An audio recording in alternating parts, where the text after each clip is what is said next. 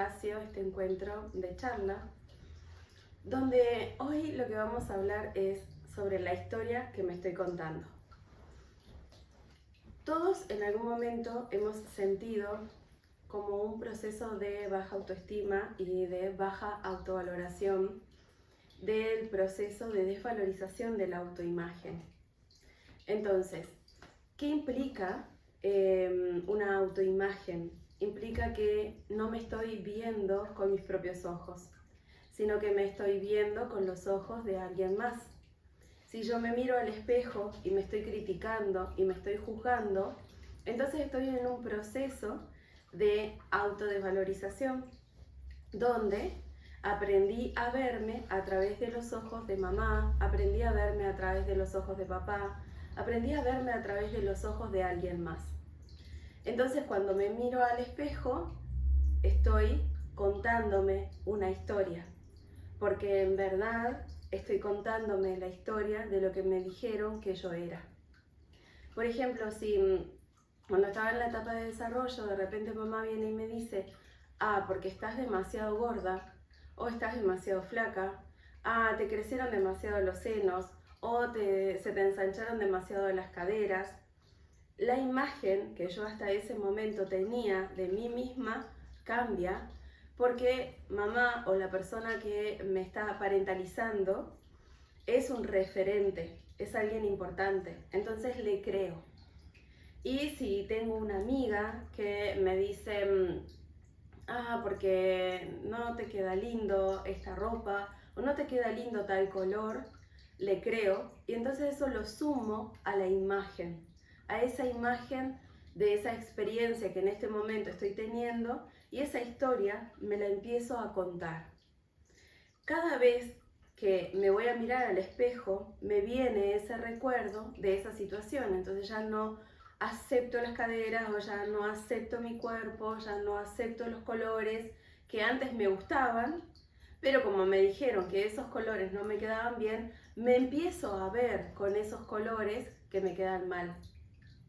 Empiezo a tener una distorsión de lo que es en verdad mi realidad. ¿Qué empieza a pasar? Empieza a pasar que cuando nos están diciendo, por ejemplo, eres sumamente inteligente o eres excelente deportista o eres salvaje o eres insoportable, nosotros tomamos esta idea y creamos ese personaje porque se nos está hablando de lo que hacemos, pero nosotros lo tomamos como lo que somos. Porque cuando nosotros nos vamos desarrollando en la vida, vamos desarrollándonos hacia adentro en esta introspección, mirándonos, pero validando lo que siento y lo que me pasa a través de la mirada de los demás. Porque en el proceso necesito esa validación, necesito esa búsqueda de aprobación para poder pertenecer. En esa búsqueda de aprobación comienzo a alejarme cada vez más de lo que realmente siento para intentar sostener el personaje que los demás ven y la validación a través de ese personaje.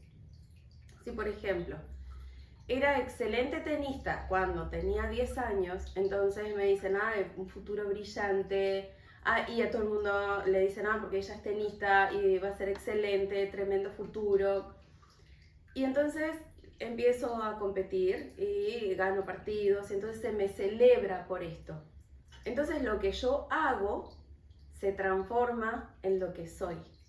Y comienzo a generarme esta idea de que lo que hago es lo que soy. Entonces, ¿qué pasa si cuando a eso de los 12 comienzo a sentir deseos por otra cosa? No puedo hacerlo porque estos deseos por otra cosa implicaría que traicionaría a mis referentes, porque implicaría el reconocimiento que ellos tienen de lo que yo hago, esa validación de lo que yo hago que se ha transformado en lo que soy. Me identifico solo con esto y no puedo dejar de hacerlo. Quedo atrapada en lo que hago, creyendo que es lo que soy. ¿Y qué sucede? Que si pierdo un partido y ya no siento esa aprobación tan fuerte, tan poderosa, Y es como, no, estoy fracasando en quién soy. Y esa sensación de fracasar en quién soy no es real, porque en verdad el perder un partido de tenis es parte del proceso de lo que hago, no de quién soy. Pero ¿cuántas veces nos identificamos con lo que hacemos y creemos que lo que hacemos es lo que soy? Por ejemplo, si soy madre, entonces pasa una identificación muy fuerte. Pasa que mis hijos quizás pasan a ser lo más importante de mi vida. ¿Cuántas veces hemos escuchado a mujeres que dicen, mis hijos son mi vida? Porque no tienen su vida, porque la idea que se han generado es que lo que están haciendo es lo que son y pierden la identidad del ser en verdad porque el ser lo asocio a lo que hago. Esto que hago, todo el tiempo necesito mirarlo, porque muchas veces se me juzga o se me critica o se me pone a un lugar de importancia por lo que hago.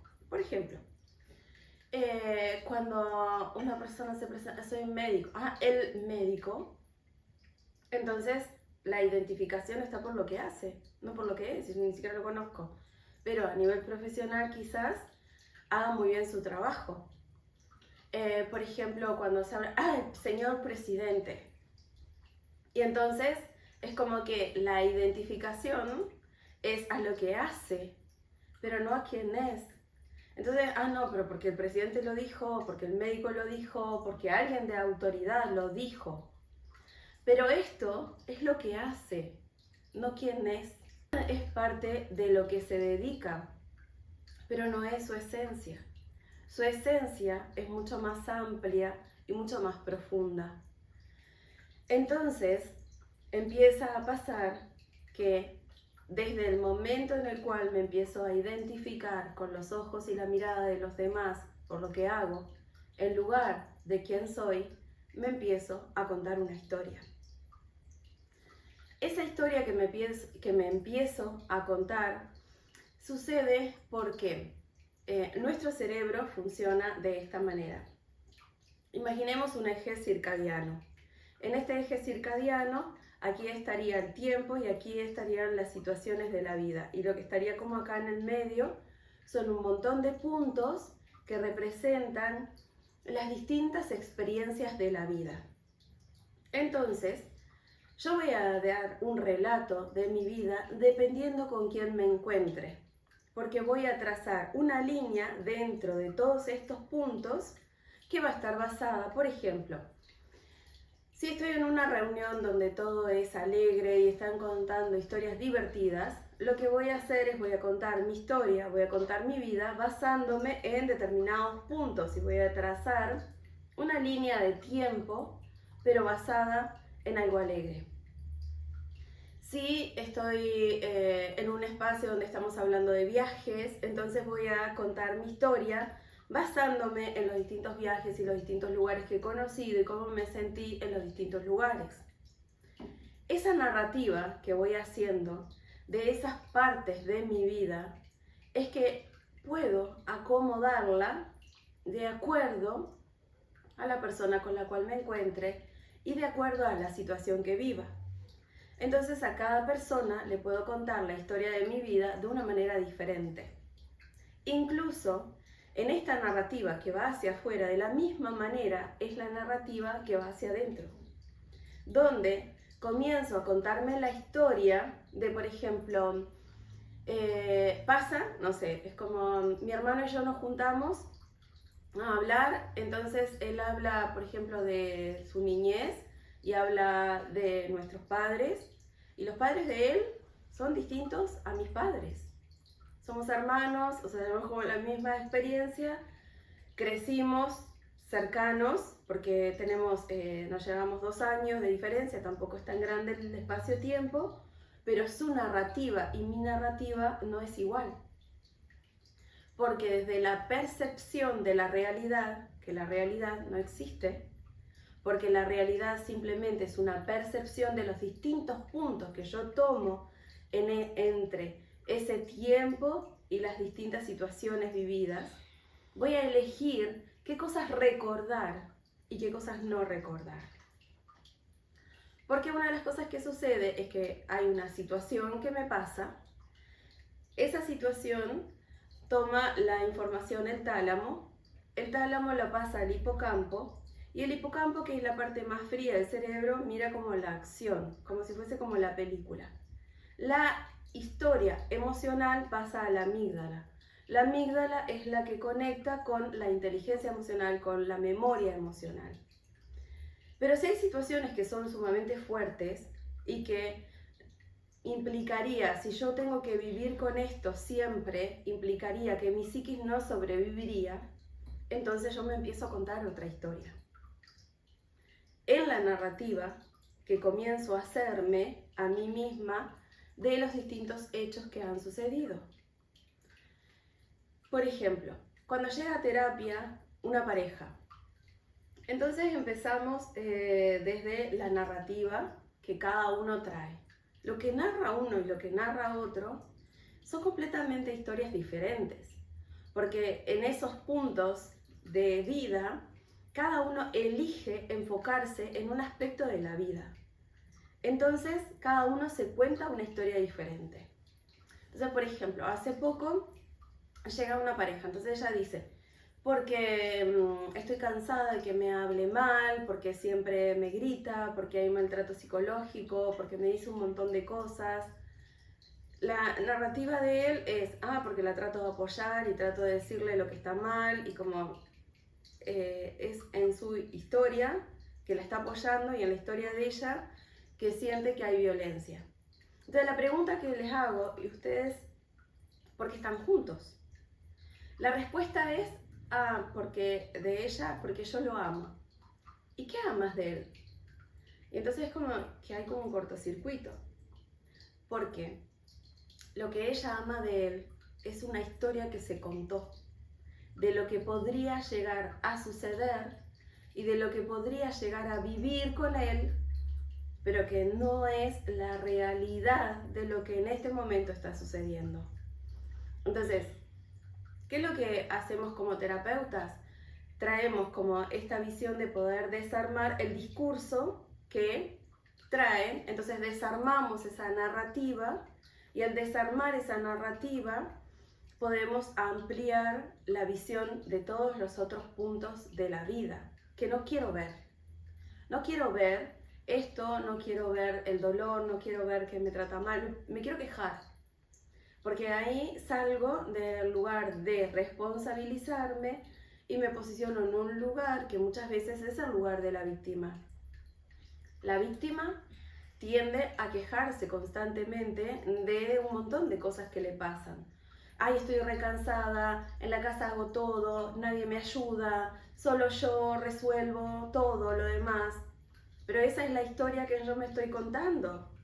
Porque si voy a la verdad total y absoluta, estoy ahí por una razón, porque tengo un beneficio. Entonces necesito comprender cuál es el beneficio que estoy teniendo, que por qué me estoy quedando en esa relación, o en ese trabajo, o en ese vínculo. Hay algo que estoy obteniendo, pero no lo veo porque la historia que me estoy contando es algo completamente diferente. Siempre la historia la voy a posicionar a mi favor. Entonces necesitamos comprender que muchas veces, como hemos tenido experiencias donde nos hemos sentido criticados desde la infancia, nos hemos sentido juzgados, o nos hemos sentido como con la sensación de presión, presionados para hacer, porque hacemos algo y una presión para hacer. Tienes que tener un título, tienes que estudiar determinada cosa, tienes que tener determinado trabajo, pertenecer a determinado ámbito cultural, social, tienes que. Entonces nos hemos contado una historia que nos han contado por ahí nuestros padres. Entonces nuestros padres por ahí nos dijeron: ¿sabes qué? Lo único que yo te puedo heredar es un título. Así que lo que tienes que hacer es estudiar, porque esa va a ser mi herencia. Entonces la historia que tomo y la que me empiezo a contar es que yo voy a ser suficiente para mis padres el día que tenga el título. ¿Qué pasa? Que quizás a los 18 años, cuando tengo que elegir una carrera, es muy difícil poder saber exactamente qué me gusta, porque tengo un montón todavía para explorar y para experimentar, ya que hice la primaria, la secundaria, fue muy rígida, estructurada, donde no tenía tiempo para jugar, ni tenía tiempo para explorar y experimentar otras cosas, tenía demasiada presión en aprenderme un montón de información que me cuentan, porque la historia que me cuentan también está en cómo, por ejemplo, vamos a la materia de historia. La historia está contada según los ganadores. Si nosotros estudiamos, por ejemplo, la guerra de Vietnam, cómo la cuenta Estados Unidos, es una historia. Y cómo la cuenta Vietnam es otra, completamente diferente. Para que nosotros tengamos la capacidad de discernir y de desarmar la historia contada, se nos debería enseñar a tomar todas las versiones que existen de esa historia, lo cual implicaría tiempo, implicaría exploración, implicaría descubrir y no aprenderme de memoria la historia que en este momento supuestamente me tengo que aprender. Y de esa manera nos van domesticando para que creamos la historia que se nos está contando. Entonces, ¿qué empieza a pasar? Que cuando tengo 18 años y tengo que elegir una carrera, y en verdad es como, bueno, no sé muy bien qué. Creo que lo que me gusta es tal cosa. En esto que creo que me gusta por ahí la arquitectura, o creo que me gusta la abogacía, o creo que me gusta otra cosa. Pero como tengo ya una historia que me han contado mis padres, que a su vez es la historia que yo me cuento, que lo único que ellos van a poder dejarme como legado es un estudio y un título, y no quiero defraudar a mis padres, porque eso me generaría mucha culpa y mucho pesar, la primera carrera que vea es en la cual me voy a sumergir y voy a empezar a estudiar. Pero ¿qué empieza a pasar? No me siento bien, me cuesta, no me gusta, me deprimo, siento que no es lo mío, pero no puedo dejarlo. Entonces me empiezo a contar a su vez otra historia, que no soy inteligente, que no soy suficiente, que no hago las cosas bien, que debería de hacerlas de manera diferente. Entonces empiezan en paralelo dos historias distintas, que es el legado de mi padre, pero no soy suficiente, no soy lo suficientemente inteligente para la carrera que he elegido. Entonces empiezan a pasar que esas dos historias que me empiezo a contar, le voy a buscar la vuelta porque esto me genera demasiado sufrimiento. Entonces me puedo inventar una tercera historia. Y en esa tercera historia es que, bueno, no tengo recursos, ya no tengo tiempo, o tengo que terminarla porque voy a ser feliz cuando termine la carrera. Termino la carrera y tengo una expectativa por la historia que me conté que voy a ser feliz porque logré aquello que mis padres me habían dicho que este va a ser el legado. Pero sucede que una vez que terminé la carrera, ahora tengo que empezar a ejercer. Y ejercer en algo que no me ha gustado mucho es bastante difícil. Pero voy a callar aún más mi sentir y me voy a sumergir en una nueva historia. Entonces voy a trasladarme en esa historia a que, bueno, cuando logre más clientes, o cuando ahora me case, o cuando tenga más recursos, cuando sea reconocido, cuando haga una maestría, o cuando haga una tecnicatura, o cuando haga algo más, porque siempre me falta algo. Y lo que me falta es conectar con la interocepción. La interocepción es la capacidad de ir hacia adentro y es parte de conectar realmente con mis emociones. Porque estoy todo el tiempo en un plano muy mental, donde todo el tiempo estoy asumiendo algo, contándome una historia y lidiando con todos estos pensamientos. Entonces, vivimos en un ámbito cultural en el cual lo mental está validado, entonces le damos mucha importancia a la mente, al conocimiento, al saber, y nos olvidamos del cuerpo. Entonces es como si fuésemos una cabeza con un trozo de carne colgando, donde no tengo contacto y conciencia de lo que le pasa a mi cuerpo. Pierdo esa capacidad de conexión con mis emociones, de esa capacidad de esa interocepción. Cuando logro observar que no estoy siendo feliz, pero muchas veces porque la historia que me estoy contando no me permite ser feliz, porque estoy mirando siempre que algo falta, que algo no es suficiente, que aún no he logrado determinadas cosas. Y a veces me cuento historias en las cuales puedo llegar a ser mi peor enemiga. ¿Dónde? Contarme una historia donde comienzo a hacer algo y inmediatamente me digo, pero no lo vas a terminar porque nunca terminas nada. No lo vas a lograr porque, ¿sabes qué? Esto no es para ti, es para otra clase de persona. ¿Sabes qué? No, en Uruguay imposible, en Uruguay es imposible crecer, a menos que te fueras a otro país y fueras reconocido. En el ámbito musical pasa mucho, donde se inicia con mucha pasión o con mucho fuego el comenzar a presentarse en distintos lugares y va pasando el tiempo, pero la historia que me empiezo a contar, nadie te escucha. Hice varios discos, pero nadie los está descargando, no me llaman de ningún lado, nada está pasando al final. Y esa historia que me estoy contando va tomando parte de mi energía vital y la está utilizando en un proceso de autodestrucción. ¿Qué pasa cada vez que me miro al espejo? Pierdo ese proceso de autoimagen amorosa y me sumerjo cada vez más en un proceso de autoodio.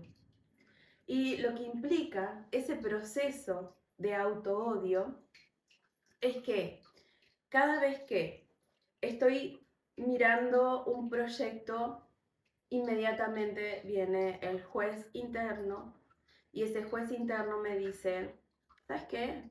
Tú no sirves, tú no sos suficiente, tú no lo vas a lograr, tú no vas a poder, no vas a salir adelante, ni lo intentes. Entonces, simplemente dejo ese proyecto. Pero ¿qué pasaría si comenzara a tomar conciencia de esto? Comenzara a tomar conciencia de que la historia que me estoy contando la tengo que transformar y contarme una historia nueva.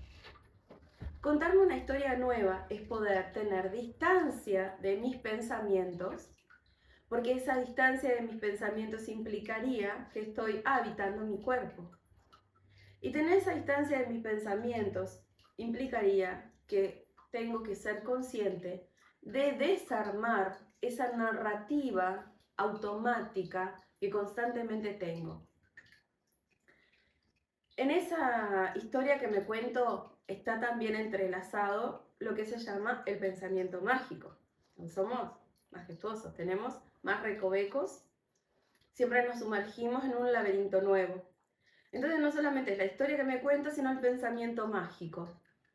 El pensamiento mágico es cuando simplemente estoy asumiendo que mágicamente las cosas van a pasar. Porque como me estoy contando una historia, por ejemplo, siento la carencia, pero me empiezo a contar una historia de que tengo que ser abundante y que tengo que tener pensamientos de abundancia.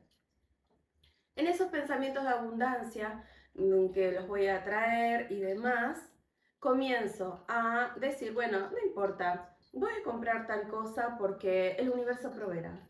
Y compro tal otra cosa porque el universo proveerá.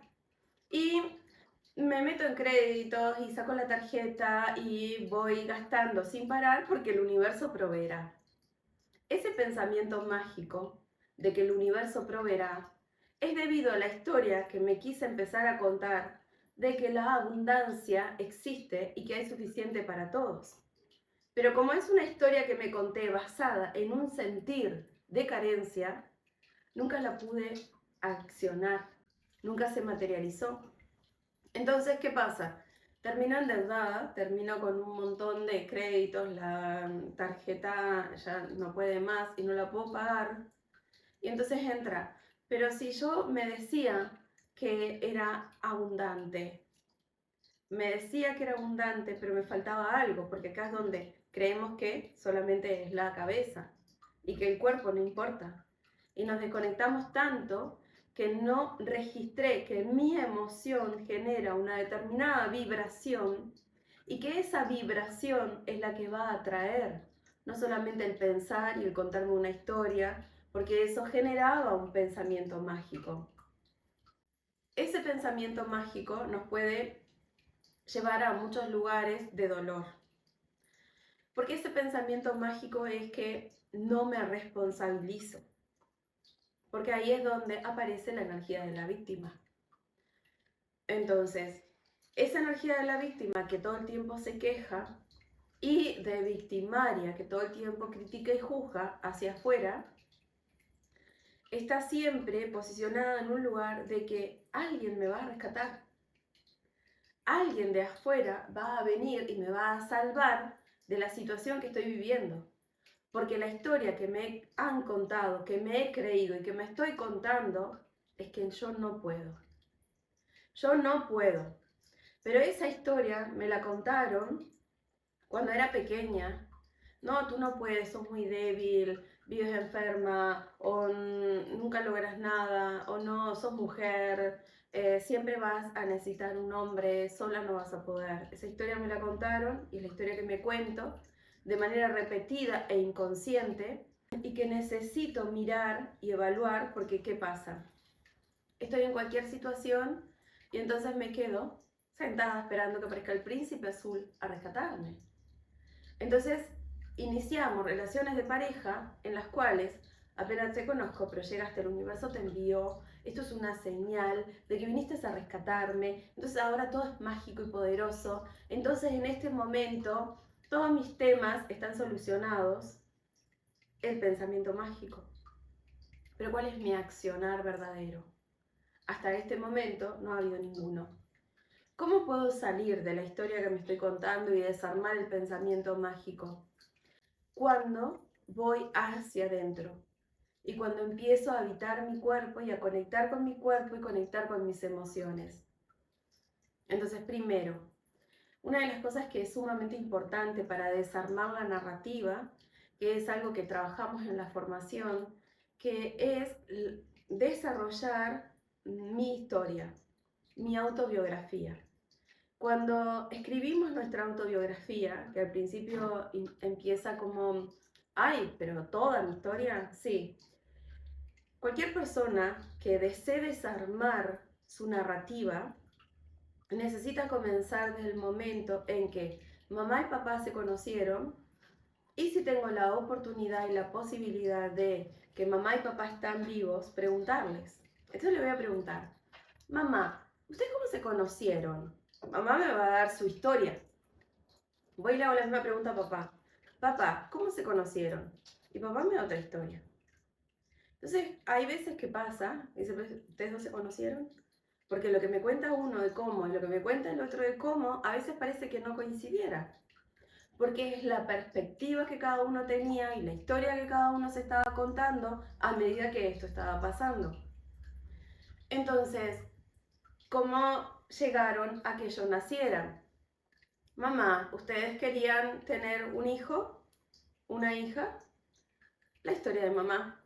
Pero por separado, le voy y le pregunto a papá lo mismo. Y entonces por ahí papá coincide en cosas y por ahí no. Entonces ahí investigo un poco más y pregunto, ¿y cuál era ese proyecto sentido y el deseo sentido? Hay un proyecto y un deseo.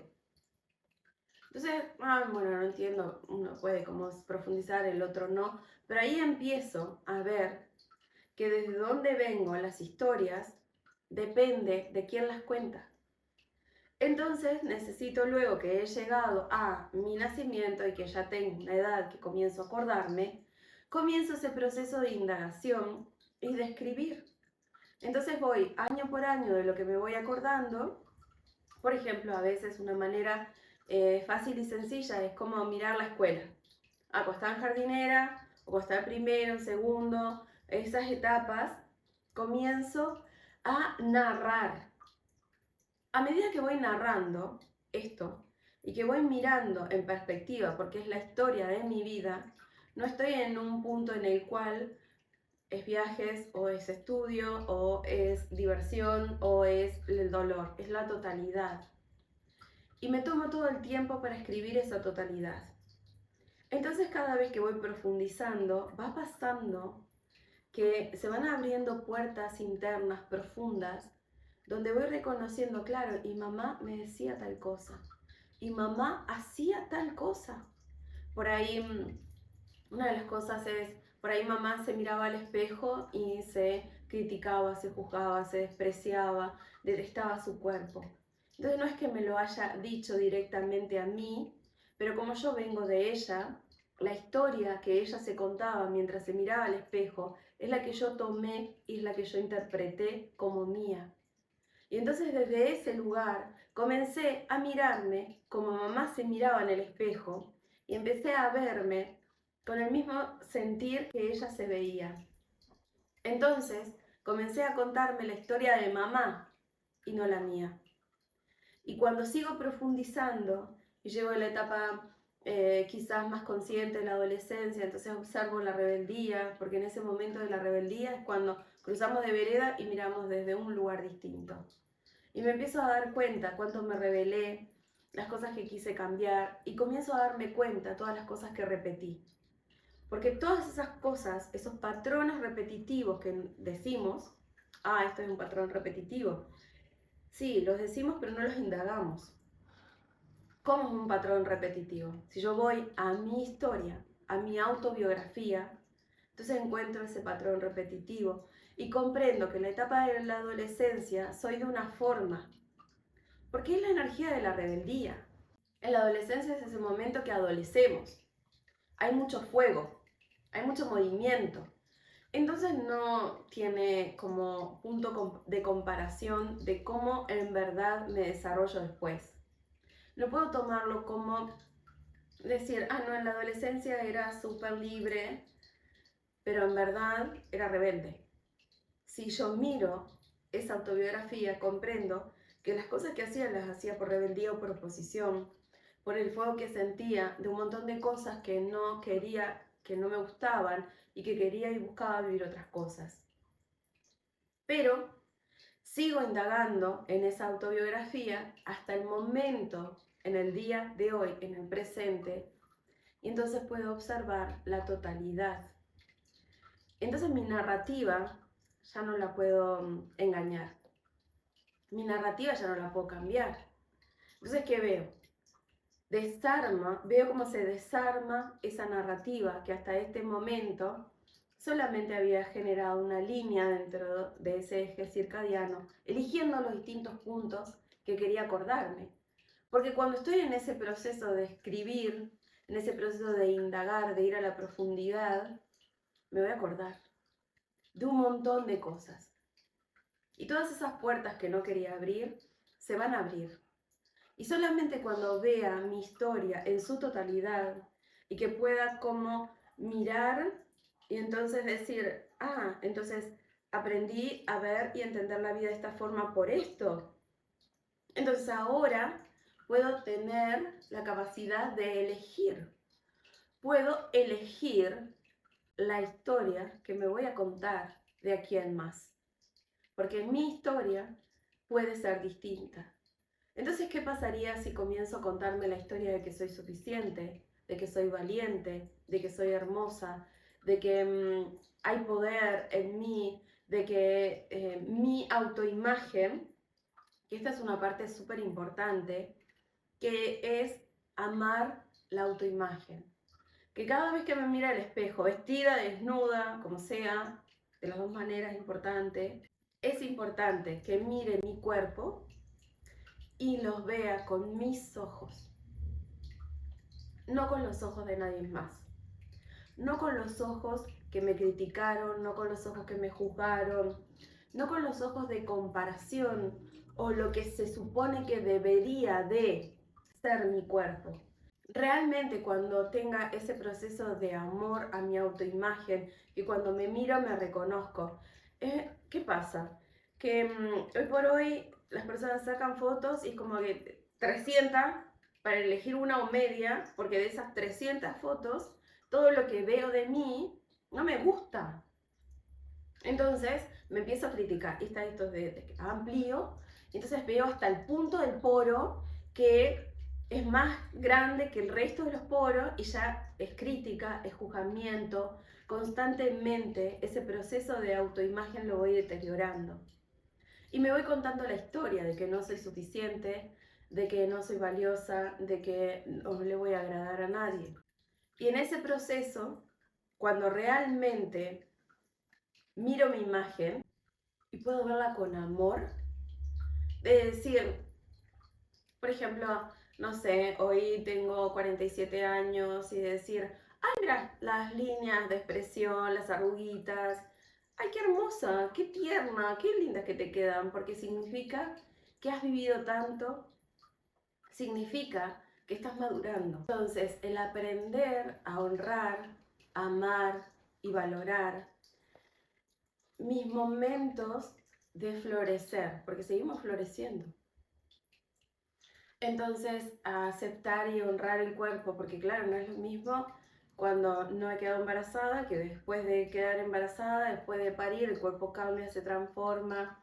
Y abrazar. Por ejemplo, yo tengo mi panza toda llena de estrías y abrazo y honro esas estrías, porque es más, cada una de esas estrías tiene la historia de uno de los embarazos. Y cada una de mis hijas sabe de quién son esas estrías, son como los tatuajes de la vida, de haber generado vida y de haber podido dar vida. Entonces cuando me cuento esta historia, que me suma, una historia que me hace bien, porque podría contarme una historia que es antiestética, que no se ve bien o quién sabe qué, y me lastimaría. Puedo elegir que la historia que me cuente sea mi historia, porque soy yo la que decide qué historia se va a contar de quién más. ¿Qué historia se va a contar con el cuerpo? ¿Qué historia se va a contar ante la vida, ante los vínculos, ante las relaciones? ¿Quién elijo ser? Porque si no indagamos en mi totalidad humana de quién soy, en ese proceso de realmente indagar mi autobiografía y comprender mi historia en su totalidad, no voy a poder elegir. Porque quedo atrapada sin poder saber de dónde nace esto y de dónde nace esto otro. Y voy a estar luchando para transformarlo, pero sin ir a la raíz que necesito mirar, ver y reconocer. La autoimagen también va a depender del ámbito cultural en el cual crecemos. A ver, en la época, el ámbito cultural y también la época histórica.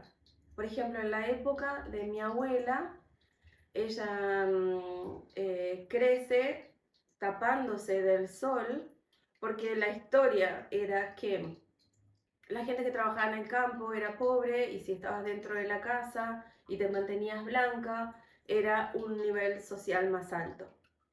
Hoy, si tomas mucho sol, es que estuviste de vacaciones, es que tienes tiempo para broncearte, y si te quedas totalmente blanco, es que estás dentro de una oficina y que estás trabajando todo el tiempo. Si vamos a países árabes, la forma de vestirse, si muestran el pelo o no lo muestran, de que si incluso dentro del ámbito musulmán la mujer tiene que llevar burka porque si no lleva, entonces es indecente. Y depende del ámbito cultural, depende de la línea de tiempo en la que nos encontremos, es la historia que el consciente colectivo nos cuenta. Es la historia que el ámbito cultural nos cuenta, es la historia que viene de afuera. Pero ¿cuál es mi historia? Por ejemplo, esto, a veces en la crítica, en el juzgamiento que hemos aceptado, las mujeres al caminar, si mueven las caderas, son ciertos adjetivos. Si usan escotes grandes es porque están buscando. Si usan cuello tortuga es porque son demasiado adjetivos. Si usan pollera corta a determinada edad es porque es una vieja que. Si un montón de cosas, porque si aceptamos la historia que los demás nos cuentan y la sentimos nuestra, nunca vamos a poder vivir en libertad, porque esa es una cárcel. Es una jaulita muy chiquita. Y en esa jaulita muy chiquita, siempre me voy a estar contando una historia que quizás no sea mía. Solo cuando haya hecho el proceso de indagación, de profundización, de reconocimiento, voy a poder tener el valor suficiente para poder observar cuál es la historia que elijo contarme. Y entonces, cuando tenga ese poder de elegir la historia que me cuento, una de las cosas que debo hacer es una lista de logros. Porque claro, siempre hacemos una lista de cosas fracasadas mentalmente. Ah, no, porque no me fue bien en tal cosa, porque tal cosa no... Una pareja por ahí que se separa y lo veo como un fracaso. Una relación que llega a su fin y lo veo como un fracaso. El trabajo que me fui o me despidieron lo veo como un fracaso. Algo que exploro, por ejemplo, me gustaría aprender árabe. Entonces empiezo a indagar en el idioma, pero claro, no termino todo el idioma, porque al final me doy cuenta que no era lo que me gustaba.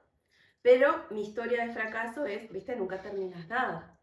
No me cuento la historia de que en verdad amorosamente me llevo a indagar y a explorar determinados caminos y cuando veo que no me gusta, me puedo salir. La historia que me tiendo a contar, viste, nunca terminas nada. Entonces, el crear una lista de logros, todas aquellas cosas que sí he logrado.